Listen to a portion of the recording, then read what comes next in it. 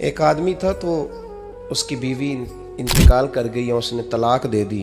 10-11 साल का उसका बेटा था, उसने दूसरी शादी कर ली। एक दिन अपने बेटे से कहने लगा, बेटे वो सगी अम्मा ठीक थी या ये वाली ठीक है? तो बेटा कहने लगा, अब्बा जी ये ठीक है। वो सगी अम्मी झूठ बड़े बोलती थी, सगी अम्मी झूठ बड़े बोलती थी, झूठी थी, ये सच्ची है। उसने कहा, बेवकूफ तेरी माँ झूठी थी। उसने कहा, अब्बा बड़ी। क्या किस तरह? कहने लगा, अब्बा जी मैं ना कभी, आपको पता मैं शरारती हूँ, कभी मैं शरारत करता था ना, कोई बर्तन तोड़ देता था तो मेरी सगी अम्मा मुझे थप्पड़ मार के बाहर निकालती थी।